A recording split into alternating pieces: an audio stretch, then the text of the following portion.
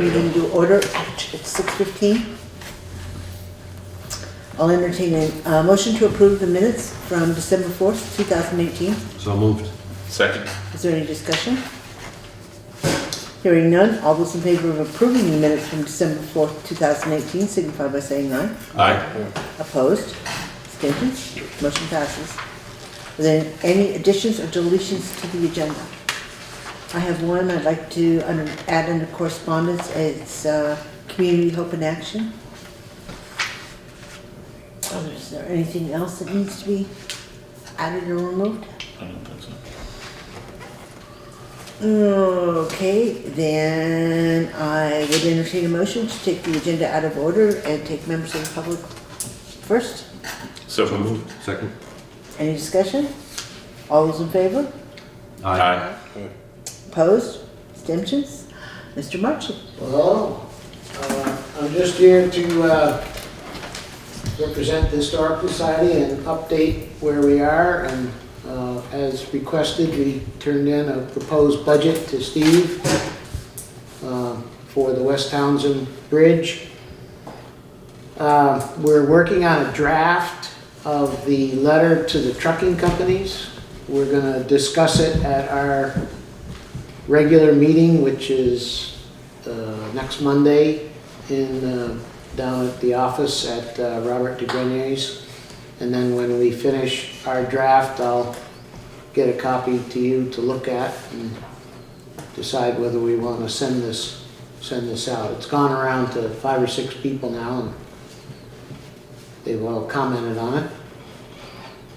I also had a nice conversation with a man named Brian Post, who's chairman of the board of the Stone Trust, which operates out of the Scott Farm. And we're proposing some sort of partnership or cooperation agreement with them to do perhaps one of the bridges as a demonstration project. They have teaching classes. If you've ever been down to the Scott Farm and seen the stonework projects they have down there, it's one of the additions to the apple orchards and the other things they do at the Scott Farm. And I don't think they have much going on in the wintertime.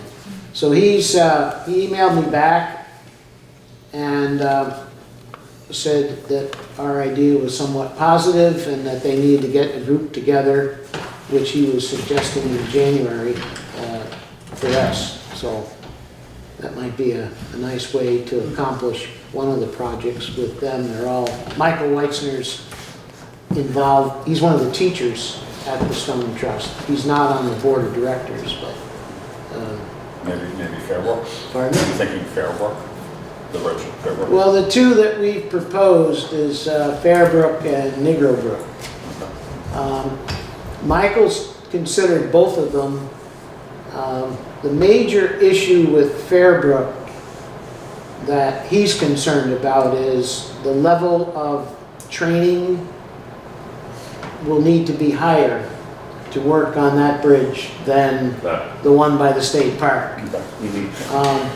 So, and there's also with the, if you've been to the Fairbrook Bridge, you need to be careful. So, the other issue with the Fairbrook Bridge that he indicated when he did the program here is there's some of that stone was the type of stone that cracks, and he showed a lot of pictures of cracks. Of course, you're looking at stone that's been in place for 100 years of winters in Vermont, and there are stone that cracks, and he's concerned that that aspect of that bridge might be structurally unsound in some ways. So where the one by the state park is really a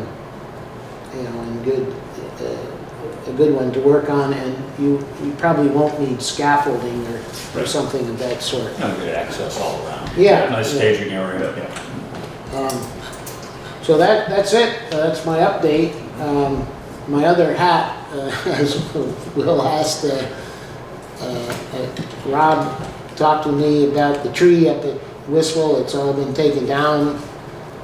I talked with the Rice guys. They never seen quite an operation like that with microphones and all electronic stuff. It was pretty interesting watching them, but and you said they're gonna come and pick up the logs at some point? I will. Huh? I'll have somebody come along. Oh, okay, all right. If you take a look at that tree now that it's down, it's pretty monstrous base to it. Anyway, look, they did a nice job. I mean, I looked inside, there's really nothing to pick up other than what was there before the snow came down, so thank you very much for getting that done. I would just make a suggestion that if the cemetery commission identifies trees that are potentially going to be that type of a hazard, that the earlier the better to try to get them removed. And Kurt did some up at Acton Hill, back, I'm gonna guess late summer or something. There were some up there. They went and did those. The ones that concern me that you might want to ask someone about is the one that blew out into Route 30 by Maple Grove. That was a big pine. Yeah, I mean, if that falls, it's not going to go into the cemetery, but Yeah. it's an issue for, I would think, it's first, and it looks terrible, you know, now that most of the trees, the top of it's blown out. And then across the street, near the Twitchell Cemetery, there's half a pine that it blew out, oh, I don't know, 4 or 5 years ago. Those are both in the state right away. Might be worth a phone call to them about the, you know, since we already had a major blockage of the highway for that one and so forth. But anyway, I don't. In the Twitchell Cemetery, some of the biggest trees are in the cemetery itself. There's a couple along, but once again, I don't know what the status is of the power line. There's a power line that goes across the river from Route 30, and there's trees there that when they trim the power line, they certainly trim the branches, but every time they do that, they're trimming the power line side of the branches. And not the other. And the rest of the trees is the other way. So it looks to me like it, you know, each year it seems to. Gets a little heavier on one side. Yeah, and that's part of Taft Meadow. So I guess probably could consider, wouldn't upset me if they were just taken right down. It might help whoever mows it to be able to get in there a little better than, you know. Well, I was thinking it might help the dirt bike riding. Well, yeah, that too. Anyway, honestly, if you That- I guys did make think up a about list those, or yeah. something. Pardon? If you guys make up a list or something, because we're not gonna find big ones like the one out of Wiswall, obviously very often. Yeah, there's none that big. No, but if somebody's gonna come in and do these, it's nice to have 2 or 3, maybe if they're medium Okay, sized or I'll small. take a ride around it. Yeah. That's about it. Okay, thank you very much. Thanks, sir. Thank you, Charlie. And no, I just, if you have Craig let us know if you're gonna have a budget meeting that's, you know, specific to certain parts of the budget that, you know, we're interested in, we'd like to know about that. Being specifically what? Well, the bridge in West Townsend, if there's, Okay, so that would be. Well, we'll good. talk about that in highway, but yeah. yeah, you know, if Probably there's a won't be. separate meeting just for budget that deals with budget, we'd like to know about that, so we could. All righty, Okay, thank you. thank you. All right, and moving back up to the warrants. Make a motion to pay check warrant number 1 payroll in the amount of $12,176.35. Second. Is there any discussion? Hearing none, all those in favor of paying payroll warrant number 1 in the amount of $12,176.35, signify by saying aye. Aye. Opposed? Abstentions? Motion passes. Make a motion to pay check warrant number 2 payroll tax in the amount of $4,995.08. Second. Any discussion? Hearing none, all those in favor of paying payroll tax warrant number 2 in the amount of $4,995.08, signify by saying aye. Aye. Opposed? Abstentions? The motion passes. Make a motion to pay check warrant number 3 out of the general fund, the amount of $12,500. Second. Is there any discussion? Hearing none, all those in favor of paying general fund warrant number 3 in the amount of $12,500 signify by saying aye. Aye. Opposed? Abstentions? The motion passes. Make a motion to pay check warrant number 4 out of the highway fund, the amount of $1,485.56. Second. Is there any discussion? Hearing none, all those in favor of paying highway warrant number 4 in the amount of $1,485.56 signify by saying aye. Aye. Opposed? Abstentions? Motion passes. Make a motion to pay check warrant number 5 out of the general fund, the amount of $627,826.40. Second. Is there any discussion? What's that for? Schools are. It's a quarterly payment for the schools, that's correct. Any further discussion? Just a holy cow. Holy cow. Hearing It none, ain't gonna get smaller. all those in favor of paying general fund warrant number 5 in the amount of $627,826.40 signify by saying aye. Aye. Opposed? Abstentions? The motion passes. Make a motion to pay check warrant number 6 out of the equipment fund, the amount of $8,936.03. Second. Is there any discussion? Hearing none, all those in favor of paying equipment warrant number 6 in the amount of $8,936.03 signify by saying aye. Aye. Opposed? Abstentions? Motion passes. Make a motion to pay check warrant number 7 out of the general fund, the amount of $750. Second. Is there any discussion? Hearing none, all those in favor of paying general fund warrant number 7 in the amount of $750 signify by saying aye. Aye. Opposed? Abstentions? Motion passes. Make a motion to pay check warrant number 8 out of the general fund in the amount of $8,775.48. Second. Any discussion? Hearing none, all those in favor of paying general fund warrant number 8 in the amount of $8,775.48 signify by saying aye. Aye. Opposed? Abstentions? Motion passes. Make a motion to pay check warrant number 9 out of the general fund, the amount of $45.76. Second. Any discussion? Hearing none, all those in favor of paying general fund warrant number 9 in the amount of $45.76 signify by saying aye. Aye. Opposed? Abstentions? Motion passes. So, moving on to the reports. Highways, did you have something you wanted to report, Steve? I did visit the Martin property after last Tuesday's meeting and found that a ditch, about 12 feet of ditch running on the southbound lane against her property needed to be cleaned out, and the discharge side of the culvert needed to be cleaned out. That was done. We dropped the water about 8 inches in her yard. I have not heard back from her on what her basement looks like. We also cleaned ditches and culverts on State Forest Road. Today we removed 2 dead trees, one on West Hill and one on East Hill. And we also received a new Kubota today. And tomorrow morning we'll be coating it in fluid film. And the guys will be trained on how to operate it. And then we'll be looking to swap out the brush truck with the Kubota with the fire department. All right. Talking about storage. Yes. That tree on East Hill, that wasn't the one next to Bill's is there, was it? Yep. Oh, really? That lonely little tree I've been looking at for the last 10 years? Mike, but no, it was a nice little elm.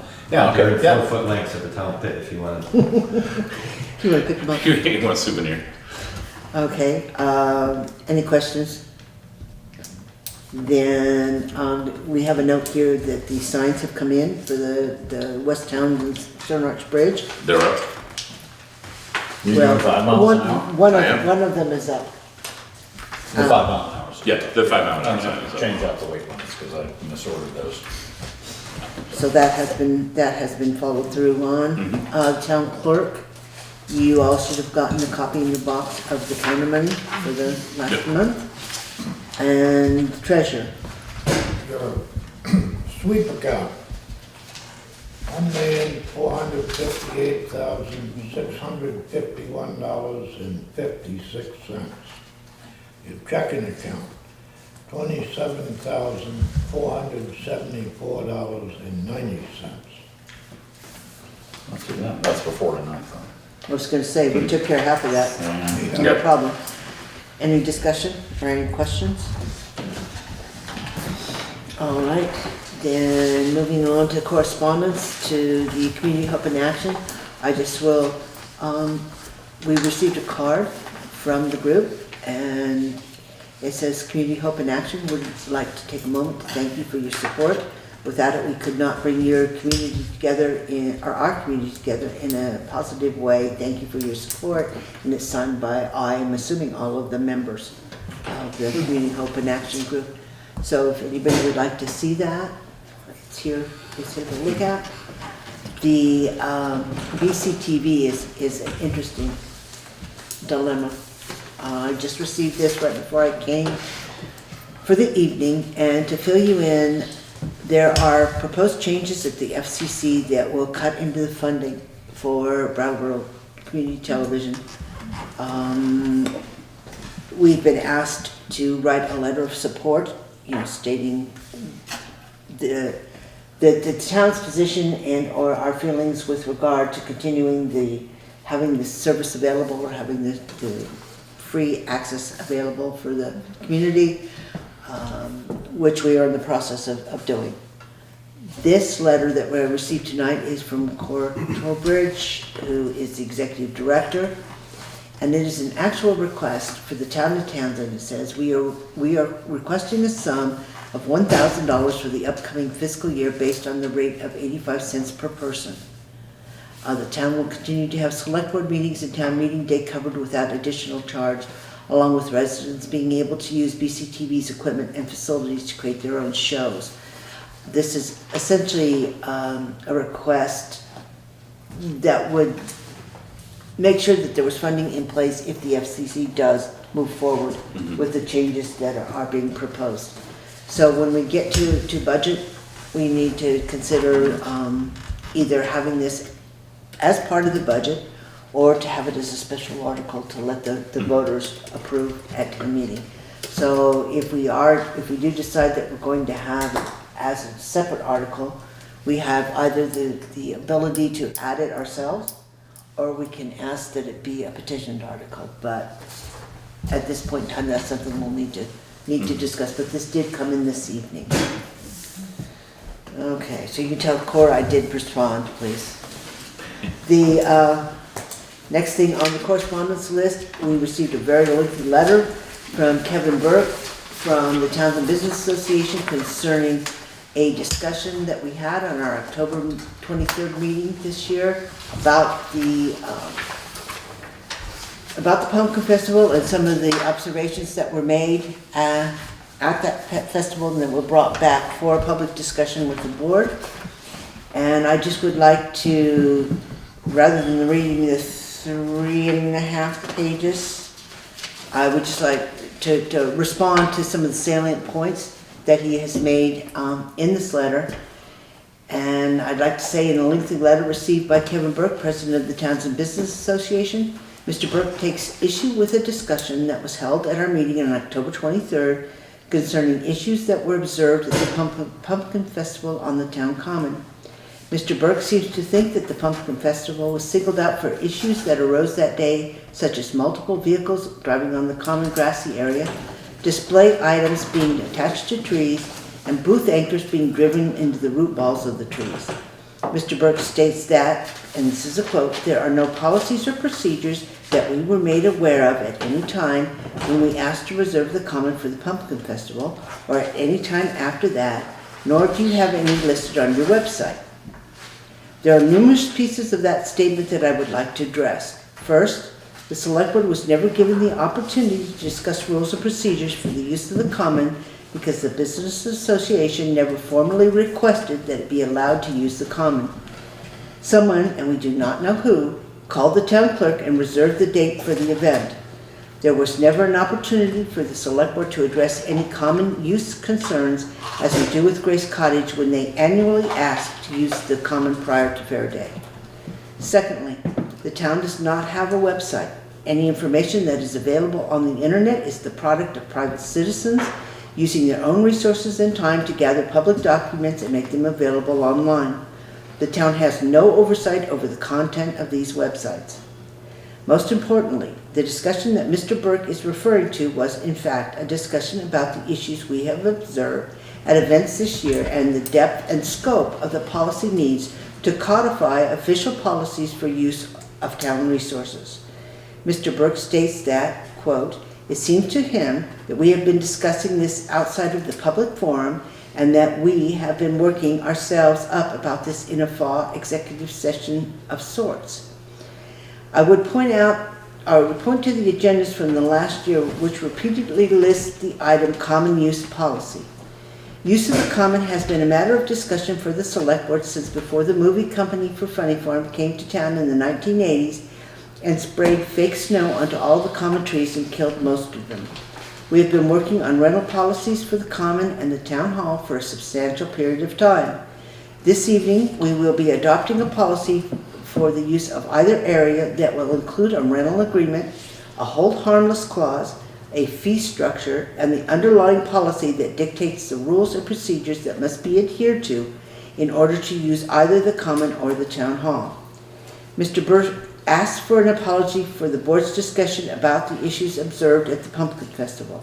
I have reviewed the October 23rd video and found the discussion to be totally germane to the agenda item that the board was discussing, minute 25 for reference of anybody who wishes to go see it. The board cannot pass a policy until it knows the issues that the policy needs to address. Had Mr. Burke looked further, he would have found that the select board was doing exactly what he lauds Miss Mansfield for stating, and that was developing a concrete policy applicable to everyone. So you've all read the. Does anybody have anything else to add to that? I'd like a copy of that to enter into the record, and I'll just put it in the book. And that's fine. Yeah. My response or the letter. Your response, the letter will go in as a matter of Okay, I was just correspondence going anyway. to say the letter will be attached to the minutes of this meeting so that anybody who wishes to read the letter in And I its would entirety say, can see it. with regard to common use policy, that's been on the agenda since probably 2010 or 2011, on and off, and of late, it's been on for the last 2 years, almost. Yeah, I think it's, So it's not something new. it's fairly that's come up. constantly on Yeah, the it is, agenda. and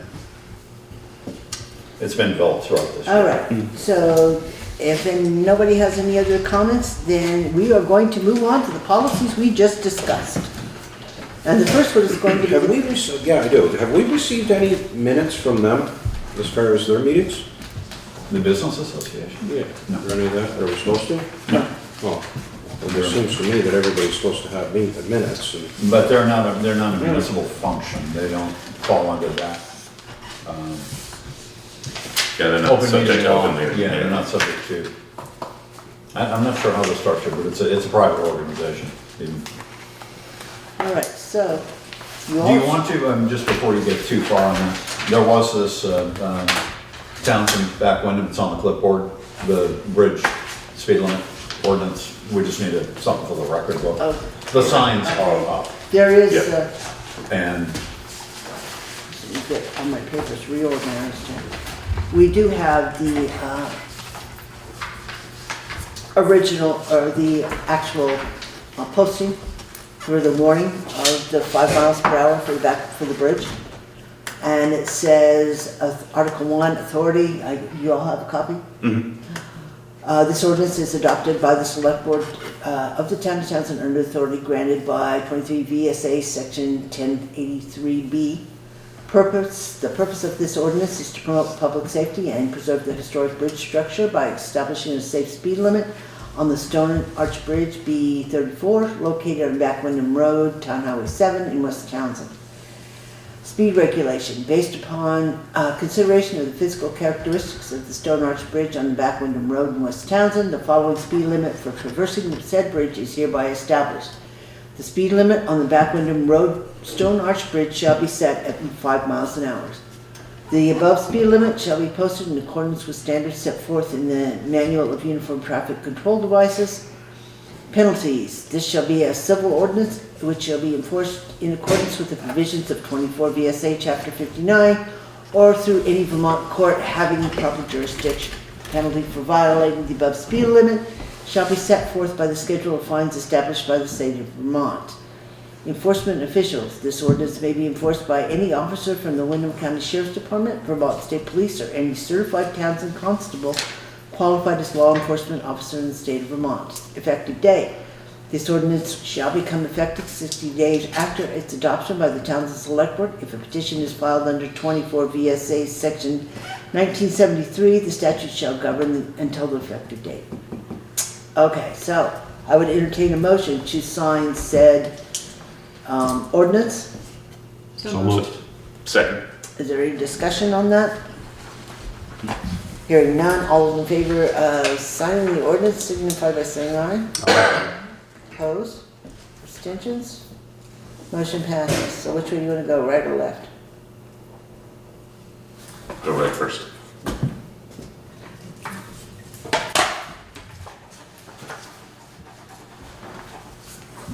And we'll close that. You said the signs were up and visible and all that? Yep. Yeah, okay, that should help to Yeah. make people more aware. And slower speed will reduce some of the vibrations. Vibrations, yeah. So that would be a good thing.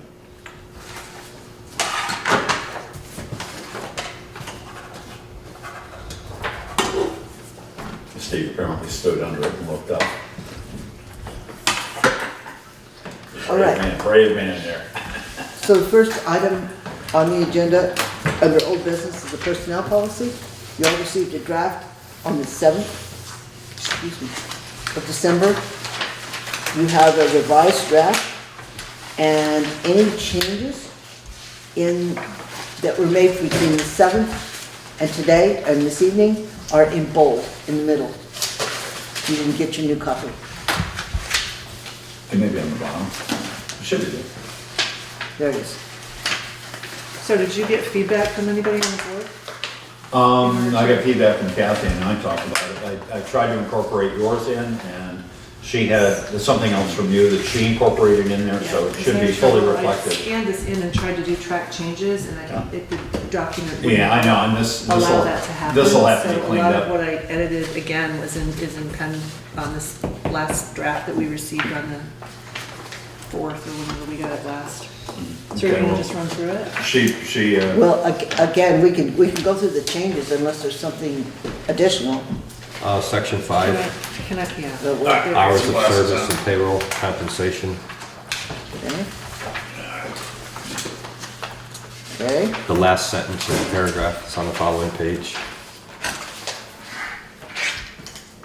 currently paychecks are. No, that the An employee's work May schedule. 1st through October 31st, the work schedule for the road crew will be 8 a.m. to 4:30 p.m. Monday through Thursday, with a half hour allowed for lunch. What happened to Friday? That was my kind of that as So the question is, it should be Friday, Yep. unless you want us on 4 days, 32 hours. No. Okay. And is the other half of that paragraph is in the winter, people work 6 to 2:30? That's your typical road crew assignment time? Correct. And you're staggering starts so that there's not as much overtime, or how's that working out? No, we're all 6 to 2:30 right now. Was I thinking that we were gonna try to stagger crew start so that? Well, I Well, think the we next, talked about- the next paragraph, the road crew work schedule can be modified at any time by the board or by the supervisor. Yeah. So I think that pretty much covers that. You have the latitude Yep. to I stagger. need to get all these new guys trained on their routes. Yeah, This is Billy's second day, so I need Yeah. a few more weeks. But I mean, before you can change it as Yeah. conditions on the ground or as people. Or as weather is What projects forecasted. we're working on. so I don't understand the time. You want to go from 8 to what? No, I was just reading the sentence. I just want to change Monday through Thursday to Monday through Oh, Monday Friday. through Friday, okay. I thought you wanted to change the actual hours as well. can I go back to the first page, section 2? Because our First page, section 2. person's covered our current, the policy that we have in our hand, the draft says a full-time employee is an employee who works 40 hours per week on a year-round basis. Our current policy does not say that. It says 35 or more is considered full-time, and my question is about the positions that are not 40 hours, that are supposed to be 40 hours, like the town clerk. But she's not an employee. That's right. No, it's elected It's an official. elected official, that's a non-qualified. That's one we employee. So it get. doesn't- okay, so Before it your doesn't- time, but that one was parsed. That's fine, it could be pretty before hard. my time, I just Yeah. need the question answered. So it's not an elected official, doesn't fall into Right, that. Right. we're actually talking On in that camera. particular Okay. case about the 40 hours, because that's a stipend anyway. That's set by the But it voters, is, not no, us. it is a good point. Yeah, it's-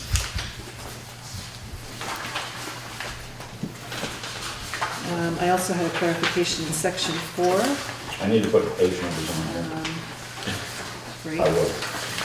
this seems to be a bit redundant, this personal use other than brief. So this whole last sentence in that second paragraph is actually in another, it's in the back in your boilerplate sexual harassment and abuse policy. So it probably doesn't necessarily You wanna need to strike be out there that? if we're trying to make it a little bit less Strike out that second wordy. sentence.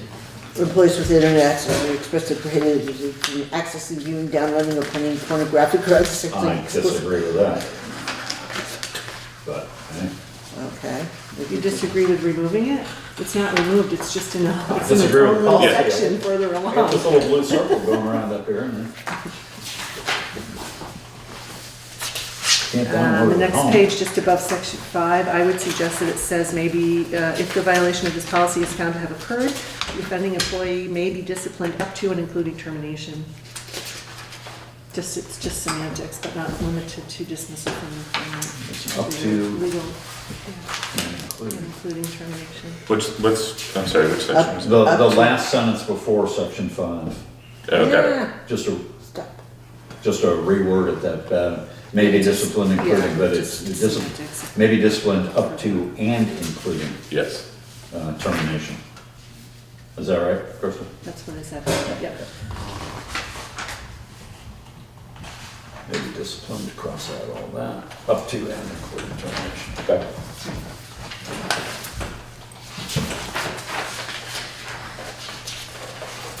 So section 8, holiday leave, we're taking out everything that's in bold text? No, those are discussion. Okay, Those that's are, for those are discussion. changes. And that, the reason that's in there is because it is, for discussion purposes. We had a couple of different, on that. That's all. That's for the board, so.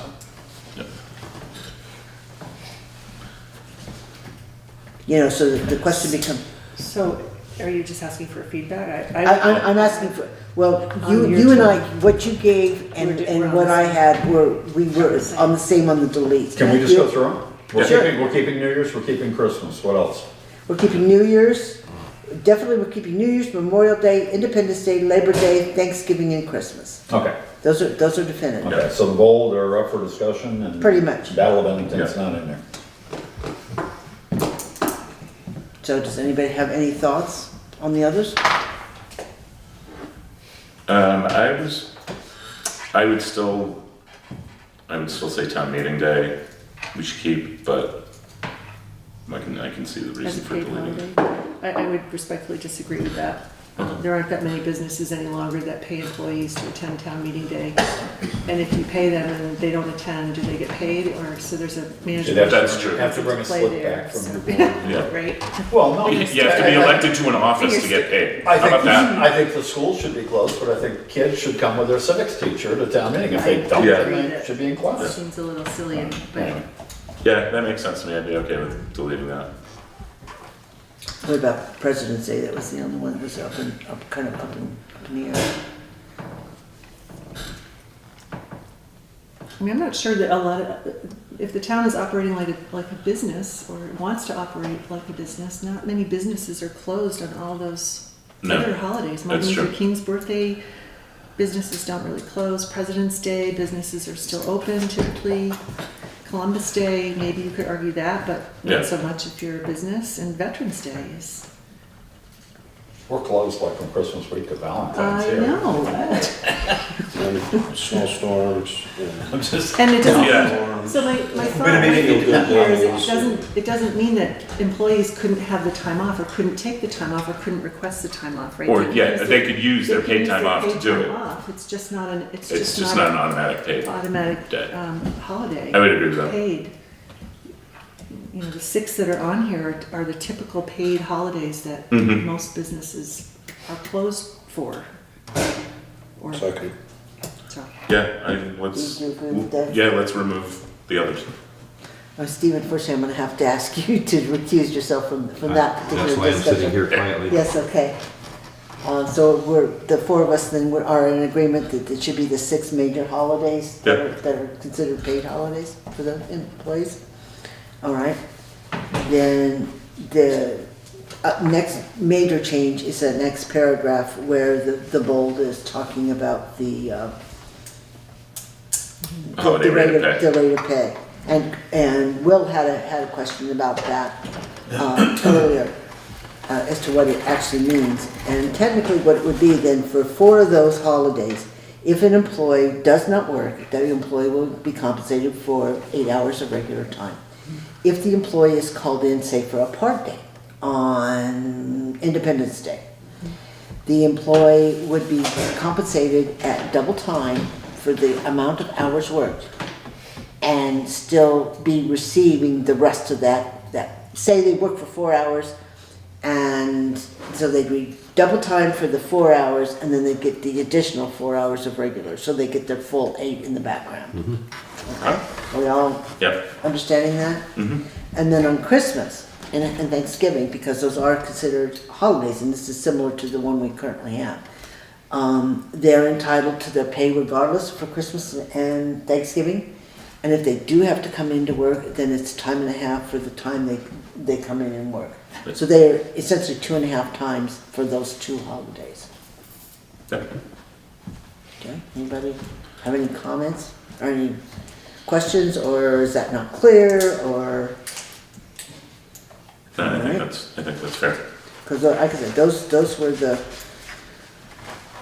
that means you're saying, and then paid time off is where It's confusing, but Crystal had a it has better more- time. It is logical. Yeah. It's what the last couple of years. Yeah, once Kathy explained it to me, it made sense. Yeah, no, I was really just doing the We have math. to go through it every time it's a holiday, and members work, but nonetheless, it is logical, it does make Yeah. sense.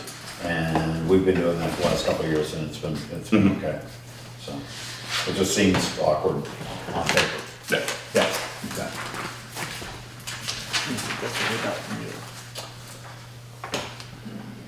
Let's bump that over 2 weeks. Like I said, that this next page is on Yeah. from the original document book, so you might want to take a look at how that's worded and how it's phrased.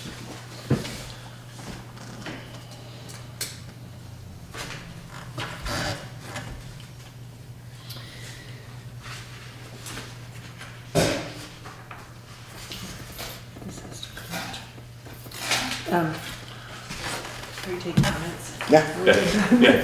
So I had looked at this earlier, and the third paragraph down that's on this. Where are you? On page time off on section 9, Yep. the third paragraph. Yep. It says Scheduled PTO. scheduled PTO, yeah, so that's a scheduled day off, paid time off. And then it says unscheduled PTO is when an employee takes time off without getting prior approval from his or her supervisor, i.e. calling in sick. That falls under sick time. So if you call in sick, you use your sick time, not your paid time. Unless we took the sick time. you took sick time out. Unless we took sick time out. Yeah, you did. I didn't do anything. I took half of the reasons for sick time out because that makes no sense. It's either a sick or personal day or it's. Remember we talked about earned time being Right. a bank that you draw however you want to versus paid time and sick leave, which is what the old policy had in here. Right, Seven where days. there's separate banks, so you take And it so from if 2 we're different deciding banks. to use 2 different banks, then we need to use 2 different banks. So we need to add sick time back in. Right, and the question, and one of the issues with the sick time as it was whether you want to do 7 days or whether you want to do a week, and that's always been hard. Is it a 40-hour week that you get to take off sick? Or is it a 7 calendar days? If week? that's the Right. case,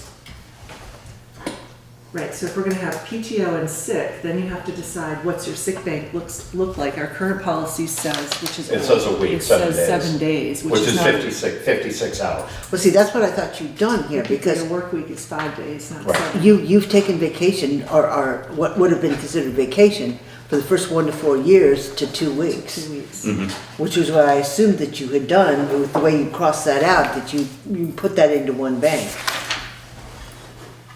The one Right, that's in the before vacation bank. is what we had prior. I didn't shift that, Kathy. This is our old policy, PTO, first 1 to 4 years, 2 weeks, 5 to 11, 3 weeks. Now it's 12 to 19 is 4 and 20 plus is 5. This is from the policy. of That's the 2014 policy. 13 or whatever kicks under, 2013. Oh, well, I did, see, I wasn't working from that, I was working from the draft that we had of the Which, original policy. which I think I downloaded from another town and we just left it to, so you guys could revamp it and Right. make it up. So anyway, So it was different from the draft policy that we were looking at on the table when I went through and redid it. and they did not have 2 weeks. So can we go to just top of section 9, paid time off, 1 to 4 at 2, 5 to 11 at 3, 12 to 19 at 4, 20 plus at 5. You wanna leave it at that? I'll put a And big then check mark September beside under it.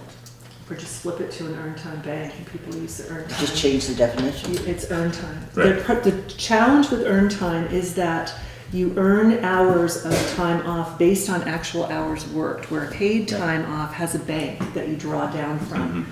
So if I work a 60-hour work week, I accrue earned time off on that 60. Right, and that's what we And talked get that, about. and we had And a we comp thought that time, would we be- had a comp That time would thing be where people difficult for the could town to support. bank that time. It Yes. became nothing but a. Because of the overtime for, during the winter. Correct. So I Which think is that's why we went talked about back doing it to separately. Paid time Right. and sick bank. And the other problem is if you can carry over, then you get into, well, you earn the time at one wage, now you're taking it at a different wage. You get into budgetary issues with that when, anyway, that being said, we did work very hard to get rid of that comp time, so to speak, where people did earn a bank of time and then start taking every Friday or taking 3-day weekends every week kind of thing, because they had earned time coming to them. Yeah, I particularly remember the discussion because you explained very clearly to me the difference. Because I was confused as to which was That'd be which. difficult for the town to, I mean, if it's. It's a lot small of- pool of employees, if you had Right. 50 or 100 of them, that might be one thing, but this is, because it's only a couple, 5, 6, 7 employees total. It's also a lot of tracking. I think, in my thinking, it's less of a change from what we had before if we keep it a PTO and sick bank, which is Yeah. what was in here. It was in the town, not the draft, but the town policy that we're revising has a sick pay and a paid time. Right. Sick bank and a paid time bank. So when I went through this draft, that's what I was thinking, is we're just updating the current policy, personnel policy. And the sick bank is exactly that, 7 days they don't roll, you use them and you don't carry them into the new year, so you don't Right. run into the problem of accruing. Most employers Unless it's- allow for 5 days per year, but 7 days if you want it, but that's always been confusing. 56 hours is an odd number, 40 is an easy number, and obviously if somebody's long-term Well, I sick, see that's what an you're saying. exception. So you're gonna take a personal day, you take it out of your sick personal bank, or you're sick for a day, you take it out of your sick bank, you get 7 days a year. Yeah, so anything Use it or unscheduled lose is it. sick. PTO carries over what we decided, PTO. 2 weeks. 2 weeks. Sick bank is use it or lose it. 7 days a year, Saying that, but 7 days or 42, no. 56. 56 hours. Right, which has always been a hard one to compute back here. Maybe we make it 40 5 hours. days and 40. you know, work week is typically 40 hours. 40. Yeah. It used to be 40, back until 2012 it was 40, and then they changed it to a week. And then somebody figured out that a week was actually 7 8-hour days, which was 56 hours, and they started using the 56. And that became kind of problematic, because it used to be 40. You got a week offset. So what was the original language that has been lost? So that would need to go, we actually have 10 and 10. Yeah, Yeah. That was, Yeah. now 10's bereavement, see, yeah, that's what so it you is. just bumped it up a little. Yeah. So if you put the section 10 on the draft from the 27th of November that was handed out to all of us, the only thing that I suggested, I just took a stab at this right on pen, and I took out it shouldn't matter how long you've been here, how many sick days you get. Your sick days are your sick days. Right. So I removed that and just put it back to what we had, which was 7 days, if we decide to shift that to 5. And then I took out all this language about all this extraneous Right. stuff that you can do. You don't, it's either a personal day or a sick day, or it's a vacation day, paid Right. vacation day. And then the sick personal days, if you don't use them, you forfeit them at the end of the year and you start over with a new bank on January 1. The Right. paid time carries over for 2 weeks, which is a bit confusing because then the employee carried into January. So I have 2 weeks coming in now that I haven't used at PTO, let's just say. I carry those into January 1, I take a vacation in January. Am I using last year's PTO or am I using? Right. So what has to happen from the accounting office is you have to first waste the PTO that was carried forward. Oh, Yes. yeah, same with Does that vacation. have- okay. Yeah. Because that one doesn't have. And then the other change in that section was the bereavement. Unbelievable.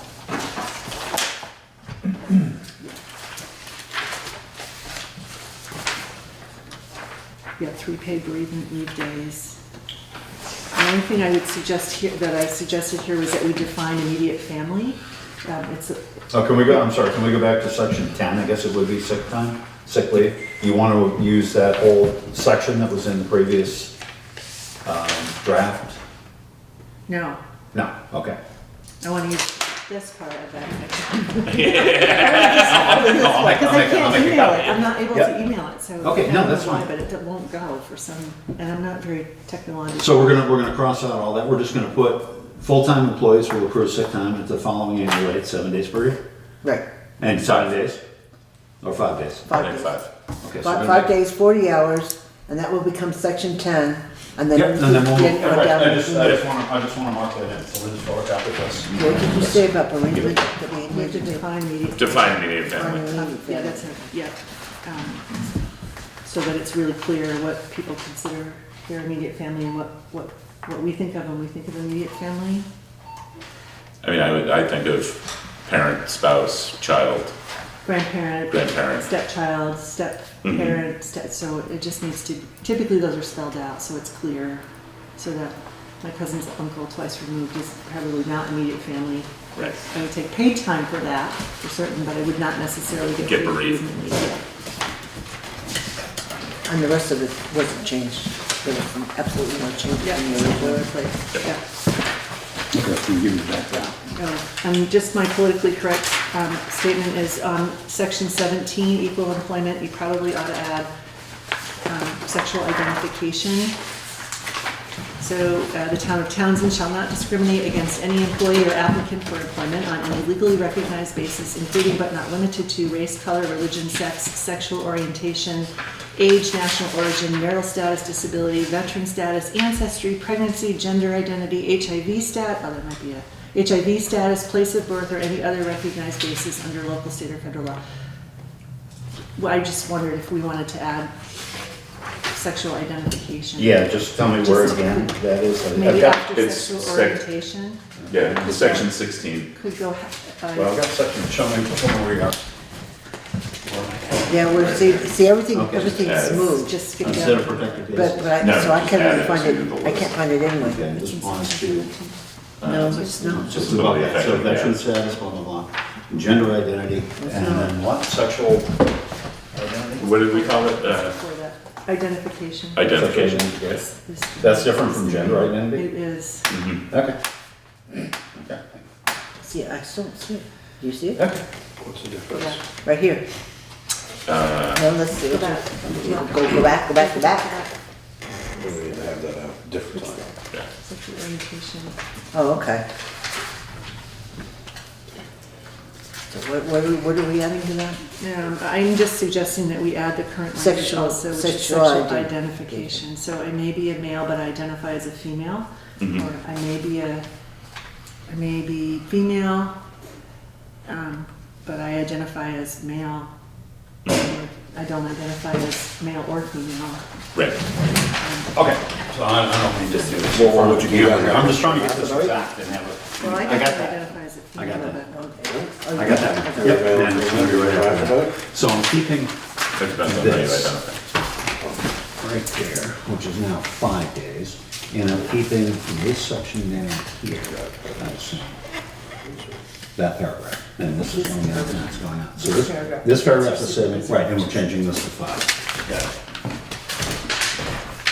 I'm happy that if you email that, Craig, I'm happy to look at it electronically. I think I again. have this exact, and I'll send you I an just- exact I copy. can't do it for some reason. It's not in the same draft form, it's now in Word form, so you can go back and forth with it. Okay, so this is insert, and then we're gonna. So anything else going through? An email. So I would, No, I think that's it. I would suggest that the changes that we've just talked about be put into a draft form to be warned and adopted at the next meeting. Yeah. I would say, right, you can approve this right now as modified. As amended. And subject to, your proofing, but basically you can get it as soon as you want. Would you like I'd like to see it one more time. And that's fine. It's fine. I'll print it and give you a copy. I'd like to see it one more time. All right, so with that, we can have that on the agenda for next time for adoption Perfect. with the changes in it. unless somebody has anything additional to add to that. Congratulations. It's a big deal. Yeah. All right, then, that took care of personnel. Now, on to town hall. Town hall is a three-piece document.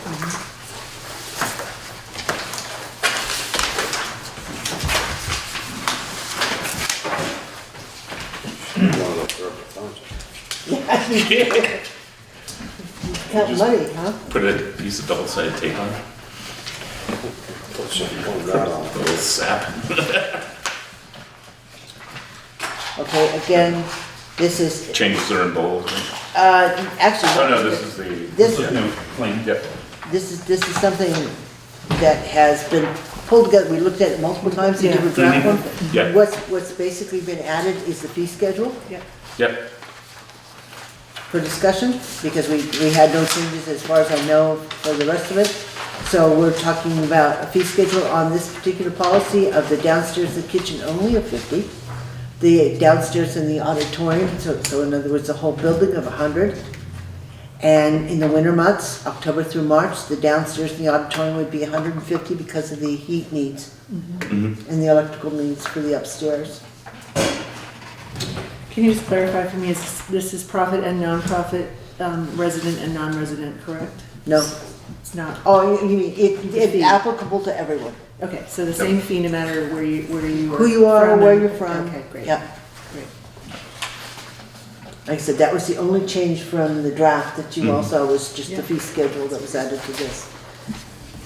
And then you have, in conjunction with that, there's a town hall rental checklist.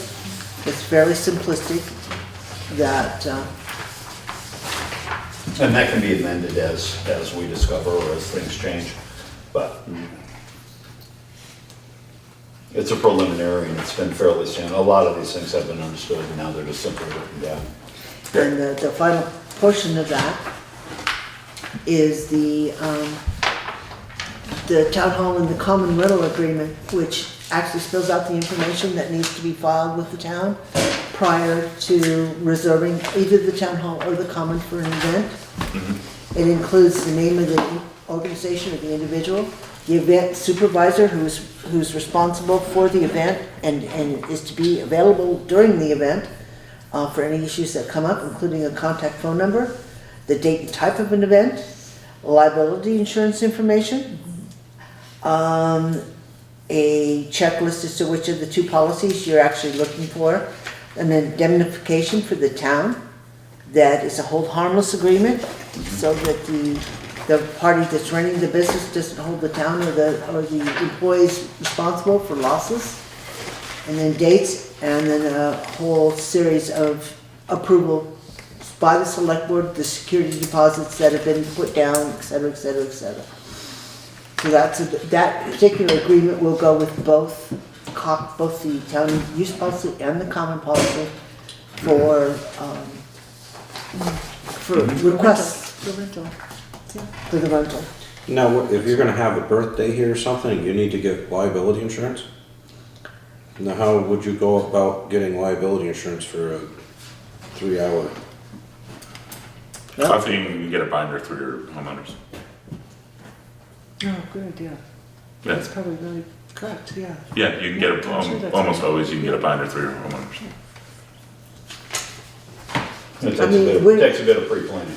But Well, technically, Actually, not that much, really. Usually you can do it electronically now, it's pretty easy. I mean, basically what's happened with things like this letter that we received and whatnot, is we're being pushed to the wall to specify all these different types of things. And we can't request something of one person and not of another anymore. Right. Well, I would caution that and say that it is at your discretion, but generally you want this to be even-handed, fair, no bias, no preferential treatments for anybody. Everybody follows the same rules.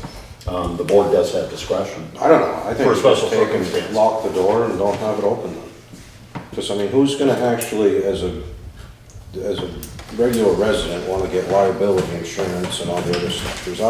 The building's already covered by insurance. But not for use by private organizations. If the window got broken, I'm sure the insurance would cover it. If the place burned down, the insurance is gonna cover it. But that's not what you're insuring for. You're insuring for somebody that you invite into the building as part of an event or a guest, falls over the lump of the floor and sues. That's what you're insuring against. Right.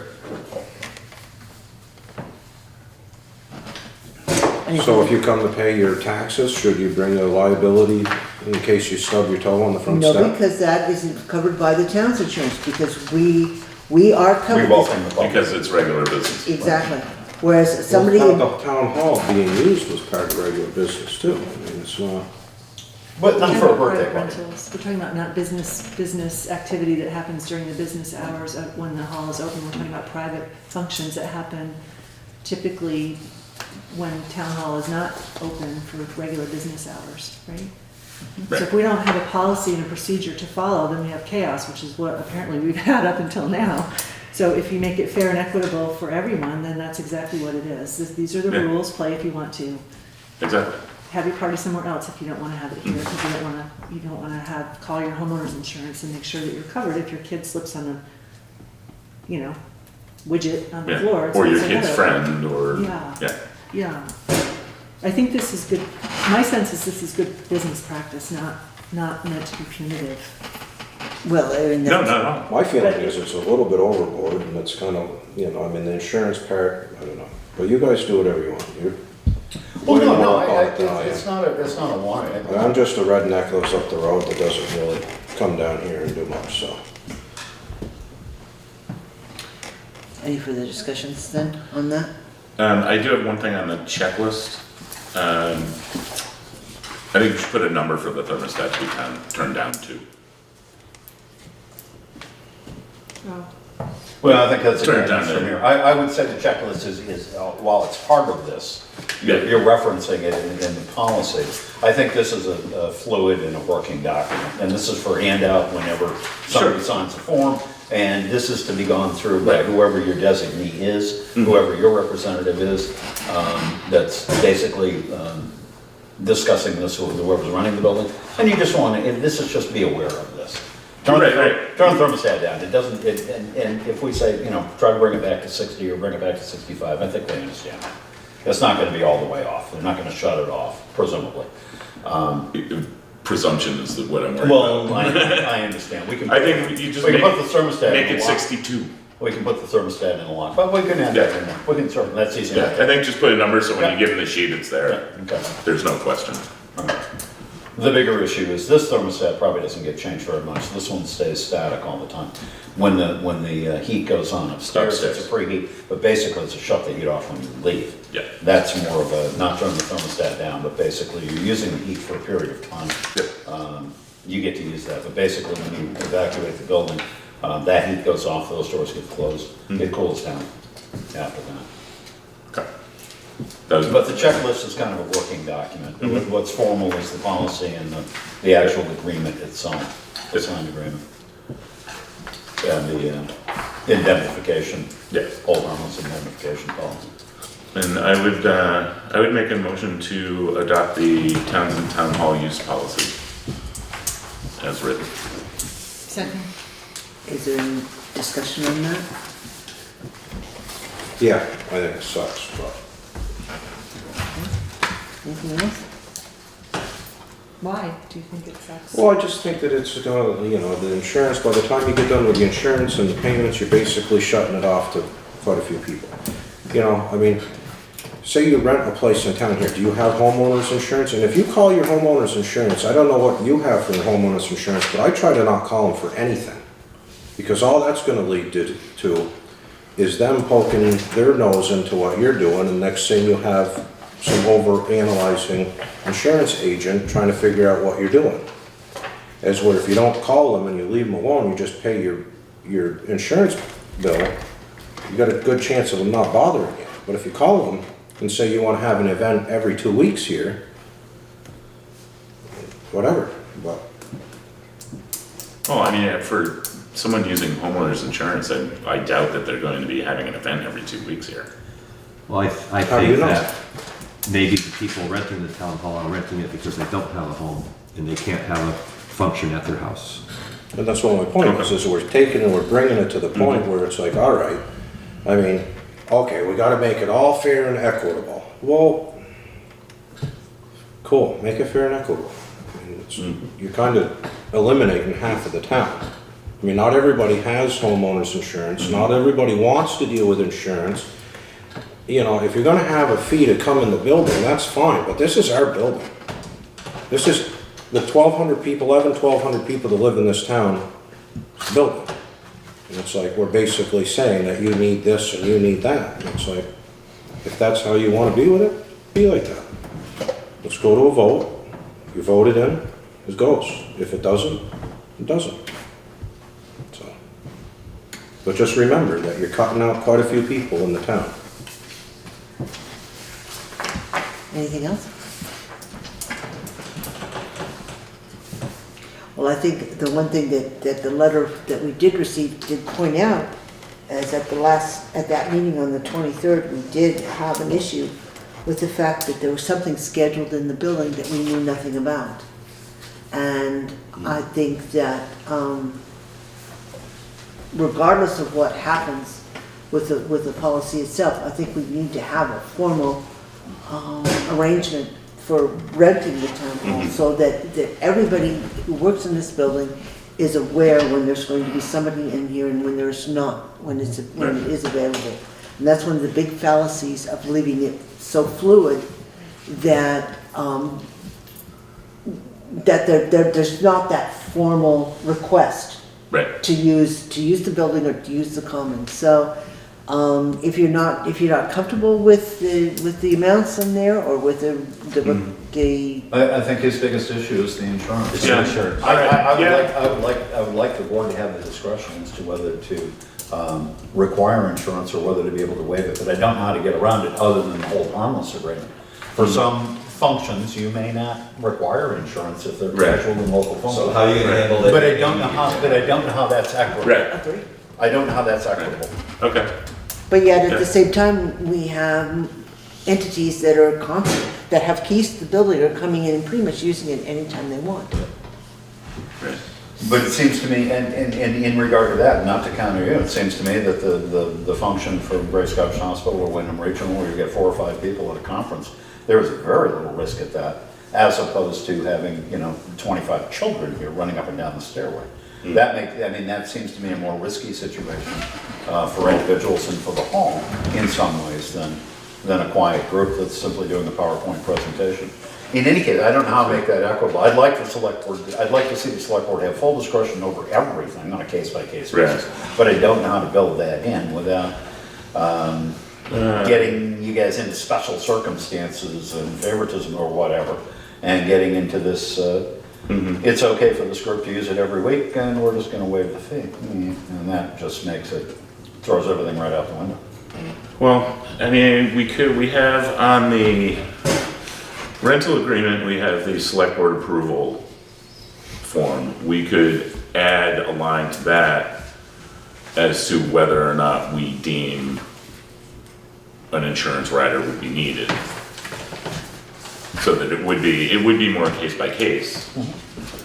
But it would give us the flexibility to waive that if we felt it was appropriate.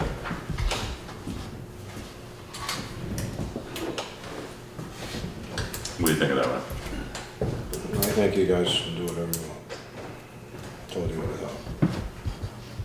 I think you raised a valid point that I hadn't really thought. Well, I just think you really pretty I'm much. just trying to taking figure out a way whole around huge it. part. I mean, Joe, how many years have you heard of birthday parties going on here? Long time, exactly.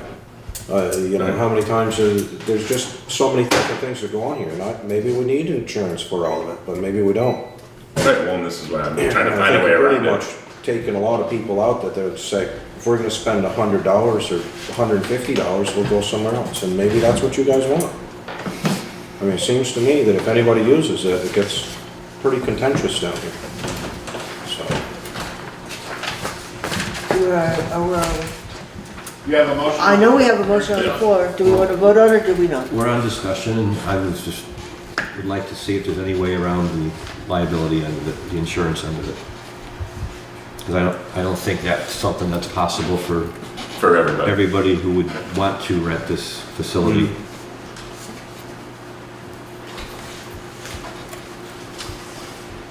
I got a feeling that we're insuring something that's already insured. And it's like, that's fine if you're an insurance agent, but if for the regular person that doesn't want to just keep paying insurance on insurance on insurance, I don't need an insurance on my insurance. I don't know if you have those or not, you can just add them here from the house. Well, do we have a town attorney? Is there someone that we could call quickly, just not? We have an insurance, we have an insurance, And just we can ask? see what our insurance actually covers for public use, but I don't, and I think we've done this before, I don't think it includes private functions.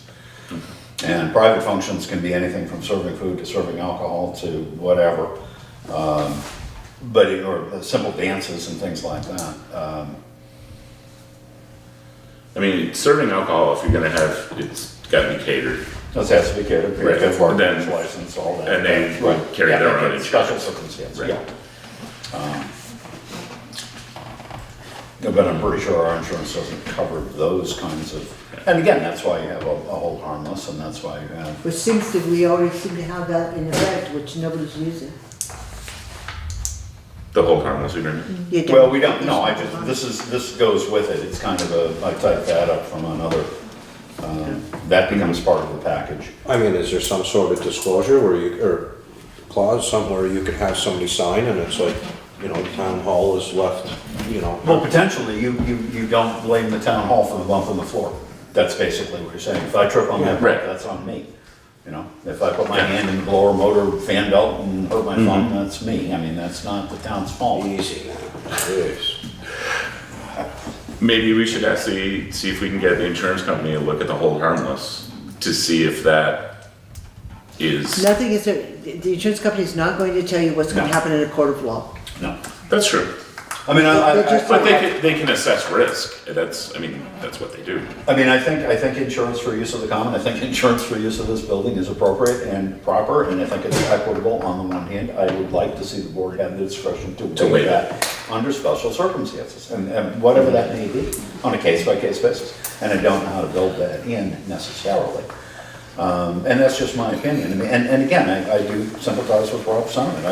Absolutely. It's more than a sentiment. This is the people's house. Right. On the one hand, on the other hand, there are other auditorium, there are other spaces that are available. This is a very nice space to use, and not we, but you have an obligation to protect it, whatever that means. A legal statutory obligation to due diligence. And you can't foresee the eventualities that are forthcoming. You can draw up all kinds of scenarios, but you never see the odd one, so. That's why policies need to be put in place, and they need to be equitable. And this You is why need- we have not been able to come up with any policies Well, for because the of last the- however many years. Yeah. So, with the motion on the table, the motion was to approve the policy as written. All those in favor of approving the policy as written signify by saying aye. Opposed? Aye. Abstentions? Then the motion passes. Or the motion Fails. fails.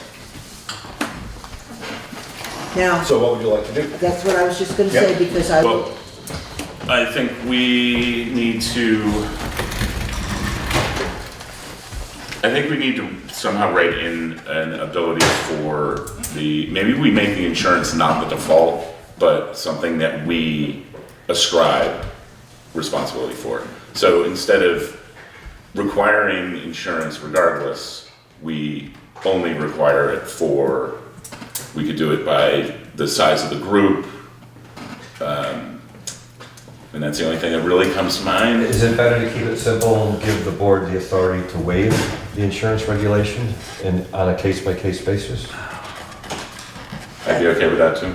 yeah, but unfortunately, that leads to the potential for any kind of favoritism or special circumstances, which is what we're trying to avoid. Yep.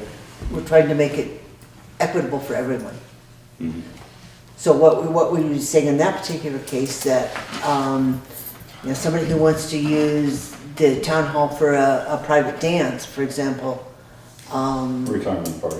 would not have to, not have to essentially not hold the town harmless. If we were Well, I to think rent we can leave the hold harmless for everybody.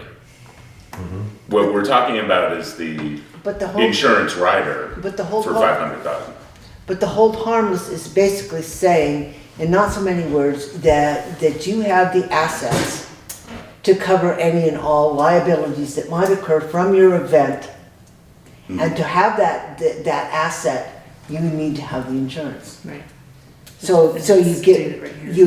you get rid of the hold harmless if you're going to get rid of the insurance rider, because you have no way to enforce it.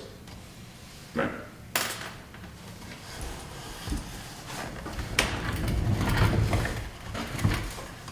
So. So one works with the other, that defeats the common policy too, in a Yes, sense. it does. Because the Takes care of common the is, common because policy. if somebody wants to have a croquet match out there, I mean, you're not gonna probably, again, this is, people can use it on a casual basis, go sit there, go do whatever they want. But if you're actually gonna have a competition with the next town over in croquet or badminton or something, then, yeah, it's technically a private use or technically a functional use. You need to schedule. If you remember when, a few meetings ago, we looked at other use policies? I have them here. I just wondered if, is there some kind of boilerplate? What are Well, other I'm towns wondering, doing? what have we done for the last 50 years with insurance? If we've had parties in here, dances and concerts and dinners and all this other stuff, nobody's ever had insurance, all of a sudden now we have to. What did we have before? You could make the argument I mean, that were we we've just gotten lucky. uncovered by it? If it's an event that is sponsored by the town, we are insured. If it is an event sponsored or called by someone other than the town, then it's not covered under our insurance. What would you The like? building is covered. Saying is, what have we done for that amount of time? We haven't done Town hall anything, or we live town by I a just wing wondered and a if there's a prayer. town hall policy that another town is using, like Richmond, or somebody. I know you. You want to have- shuffle these in? Take them back. See if there's something in it that catches your eye. You know, what are other towns doing in terms of use of their common house? Are they renting it across to everyone? Are they just renting it to profit businesses? Are they? Some are very expensive. Charging it. I mean, some are. Here's Christiana Town Hall.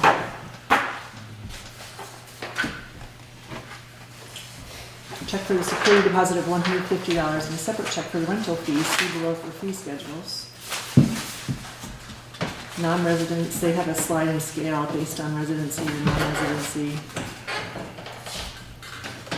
I don't think it's that unheard of to ask for a nominal fee for use of a public building. No, Oh, I think that's. no, So- I think the question is I think the the question is extent of both. the insurance. Yeah, the question is both. Is- The fee is If I have a- appropriate, and you have the right to adjust that fee as you choose on a case-by-case basis. And that's easy enough, and that doesn't, I don't think that brokers. But then why have a policy? If we're gonna make exceptions all around the policy. I don't think you then make why have a policy? exceptions, I think the exceptions are very rare, but you do have that latitude. In the event of a fundraiser, in the event of tragedy in town, something, I mean, I think you have that authority to find special circumstance. But it has to be special circumstance, and it has to be special funding. That being what that So is. is a birthday party a special circumstance? I mean, I think Rob makes No. a very good point. No, but If ra- the kids- but raising Or the money to- mommy's market, is that a special circumstance where they haven't, I think it's like. They're inviting the public in, and for a retail situation, I would say they would have to pay. And provide insurance. If you're having a fundraiser for someone in need of an operation, a transplant, then that's a different kind of, but I think you make it very rare that you actually give a waiver or you an exception to the rule, which is why the rule stands. With regard to the insurance, that's a different thing. I think the fee structure can be at your discretion to some degree. Right. As long as you remain conservative and try not to use that discretion for anything above and beyond what it allows. The insurance is a different kind of question.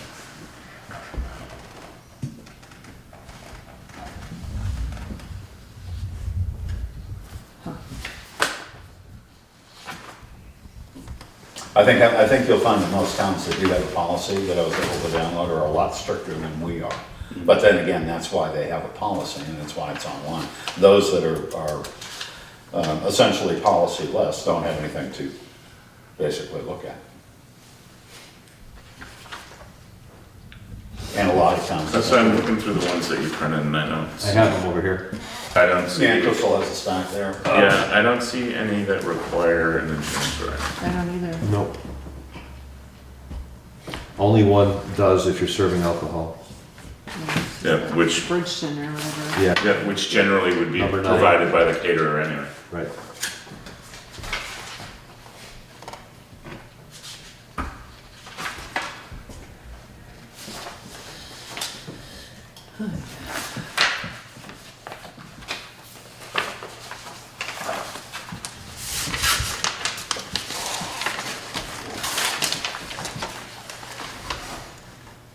So where are we? Yeah, so the one that Well, I Craig found, asked, Craig basically asked me, now what? The one that I found is Defeated, what do you wanna do? Spring Lake Township. And they say they have to require a certificate of liability coverage through homeowners insurance policy. Town hall use policy. Yeah.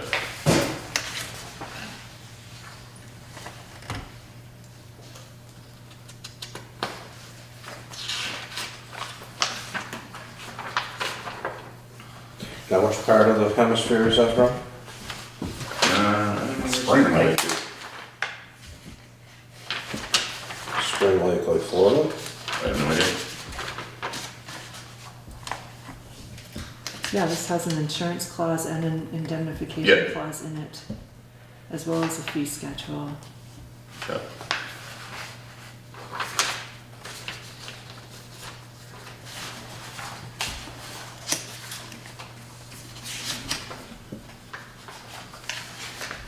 Well, is it worth it to take another week? We're meeting again on the 27th. Is it worth it to take another pass at this particular policy and Not unless somebody tells us which way we're going.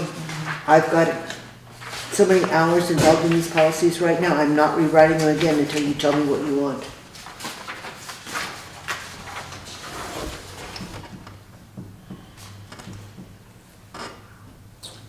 Okay, I would say we just take out the insurance requirement.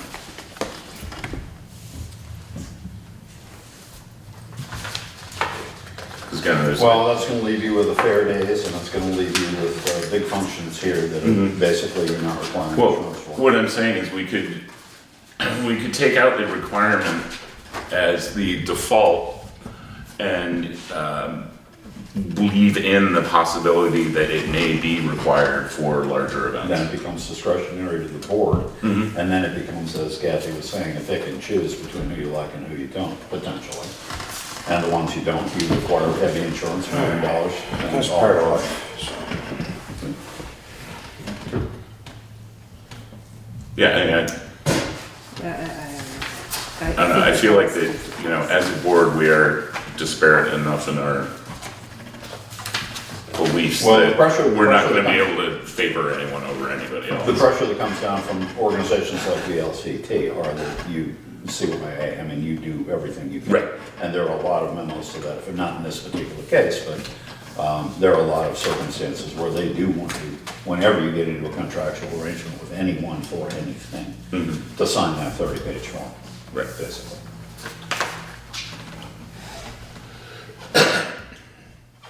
So then what would you like to do? Because nobody's coming up with any suggestions really on the town hall policy. What would you like to do with the common policy?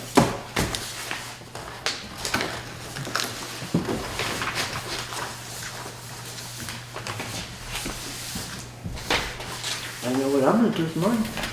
Not yet. The comments are a little different standpoint, which you are absolutely responsible for the town hall as Yeah, I mean, the comment, infrastructure property that's owned by the town. The Right. common is parcel to the church. That having been said, you do have a requirement to maintain it, and you have the authority to govern its use and the responsibility to govern it wisely. right, and then, well, the, yeah, okay. It does have it in there.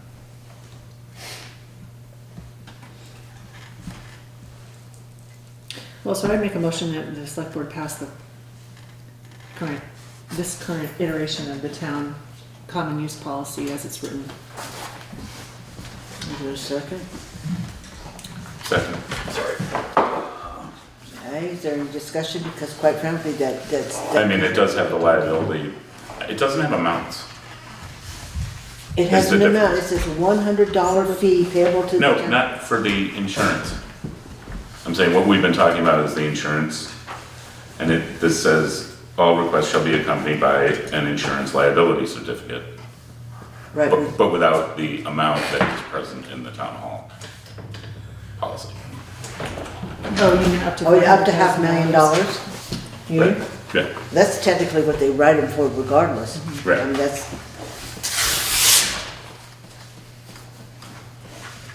I believe the one we get from the hospital is $500,000. So is there any further discretion? Because again, the rental agreement document goes with this. They're part and parcel, one piece. My same feeling about the insurance part where it's, I mean, you're gonna get the businesses are gonna be fine with it. They have the insurance. right, If exactly. somebody wants to get married down there or something, use the gazebo for 5 minutes, they're gonna have to get a, That'd be wrong. what's that? No, he just. Chief, I was asking a rhetorical question, not for, You know, they wanna go over there, take some pictures or something, whatever it is. Right. It's formal use. It says all formal use of the Townsend town common. yeah, it's an I would organized think thing, that it's something you incidental use, advertise. like I wanna it's step something- up on the gazebo and have my picture taken either during my wedding reception or when foliage is out, isn't really a formal use of the Townsend town common. Right, You ever So this have a is more wedding or like an event kind of happening, as I read this, on the common, not just incidental use as you're passing. No, by. Right. you're booking the use for a period of time, probably not less than a couple of hours, and you're doing it to the exclusion of anybody else using it, or at least that sector. You're asking permission to basically have it for yourself or your yeah, organization. you're asking to For- privatize it for, Yeah, to that Couple, 3 extent. hours or Yeah, you whatever, can't really yeah. privatize it, No, people can but- still walk on and they can, Yeah. but yes, you're asking for use of it exclusive to anybody else using it for that. So what for that happens if period. somebody has an event and somebody that has absolutely nothing to do with the event happens to stop by and bump their head, now it goes on this person's insurance? Who has no idea that this person even existed nor was coming to an event that they weren't invited to? Well, we're not particularly covered, the town hall, excuse me, the town common is covered by our liability insurance. We do carry liability insurance on the common, so my assumption would be, if that were to happen, some tourist stock fell into the fountain during somebody else's wedding, that it would be in fact the town's insurance that would be on Right. the hook for that person that was on the common, not part of the event. right, the event's insurance covers the participants in the event, not, Now, if something as massive as Fair Days, that's going to cover anybody that's on the common. right, Sovereign immunity works up to a certain point, and then you have liability which kicks in, and then when you have a big organization, you can't use either one, because you have no control over right. the Is there circumstances. any further discussion then on either part of the town hall, town common policy? Just for the records, considering we've had discussions about this earlier in the meeting, I'm gonna read it.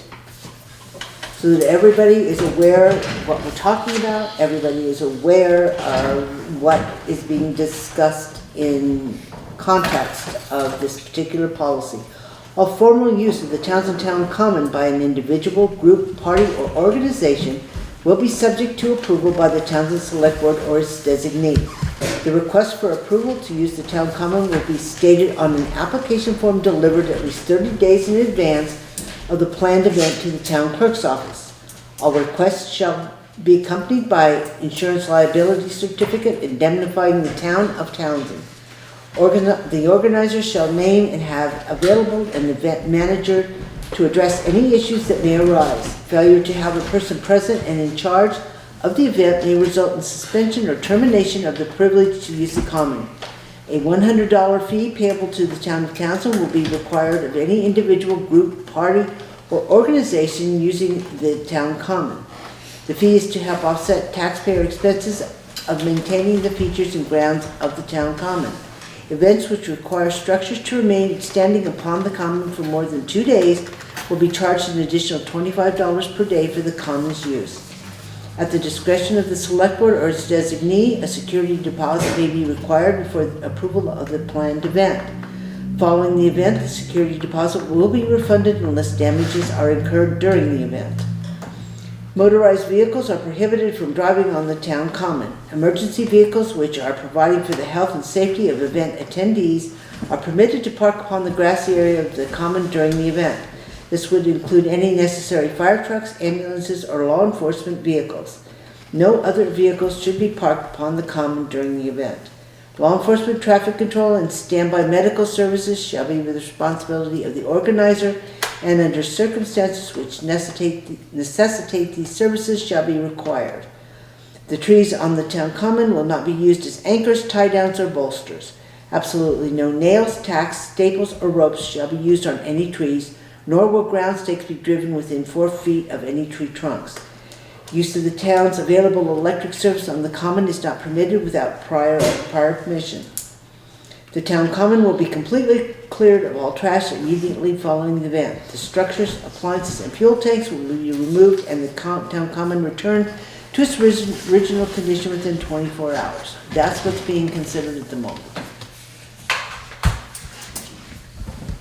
Any further comments? Just a straight fee, $100 for anything, doesn't matter what goes on.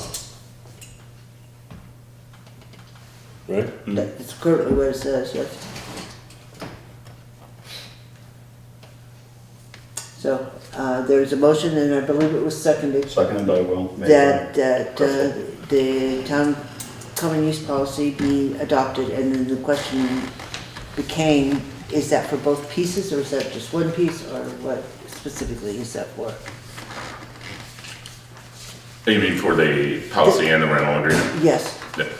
Okay. I think the rental I think- agreement is a standalone, you can change that anytime you want. The policy is the policy that you adopt. And that involves somebody applying within 30 days.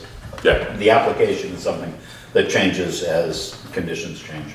Will we start to have the applications come to us?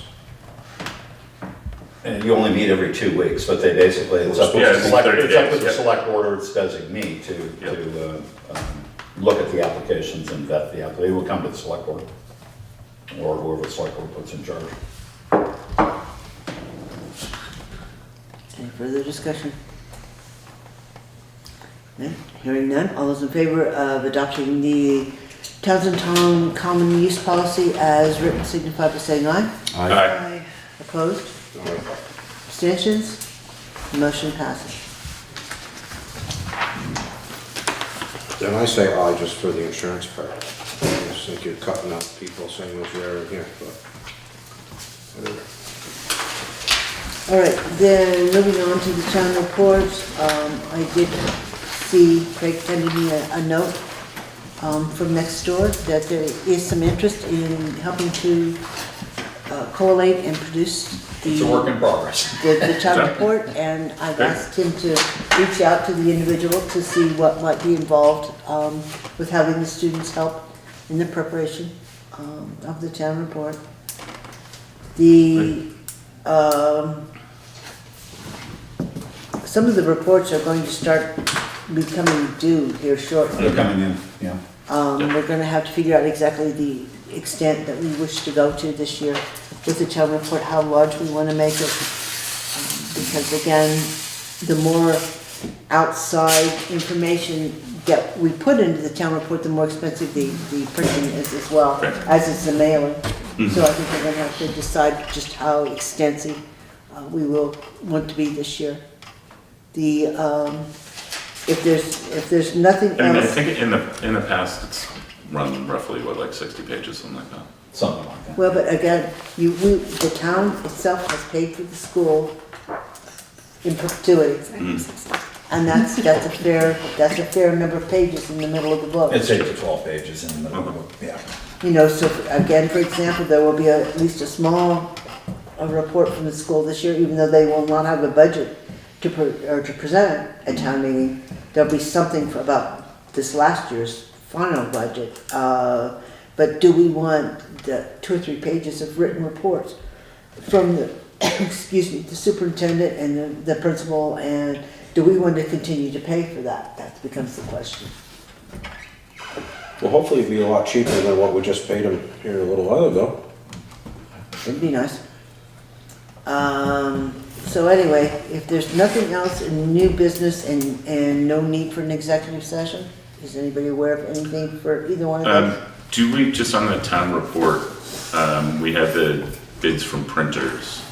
I know that town report season gets busy for them as well. Do we want to look at choosing a printer regardless of where the design comes from? If there is a report, we're gonna have to print it. We don't have a report yet.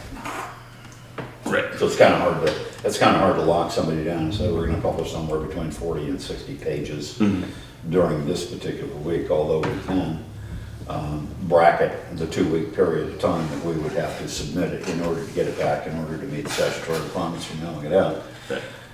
We don't have anything on hand at the moment. And We haven't I know even the gotten last our time audit. last time we didn't have anything on hand, it was a photocopy and staple and mail it from here, and that didn't involve a printer. I'm not suggesting we're going there. Yeah, I got you. really do want to see a town report. I don't want to go back to mimeograph. I don't want to do it. That having been said, Well, you may just want to get on somebody's calendar. Right, Just- that's what I'm thinking. Yeah, that might not, just to let them know that we're thinking of using either Howard or Lotus or whoever it is, and Right. at least get nailed into their calendar, so as they get busy, whatever we end up having, they could print for us during the time that Exactly. we need it. Yeah, that's what I was thinking. Yeah. do you want to go through those numbers again and get back to me, and we can make a decision at the next meeting Sure. and get a call, okay? Make a recommendation, and we'll Okay. see if we can't put a hold on something. And by then, we should have a pretty good idea where we're going. It'll be after Christmas, so Yeah. hopefully we do have a good idea. Is there another new business or need for executive session? Then I would suggest we begin work on the 2020 budget, which we began talking about at the last meeting.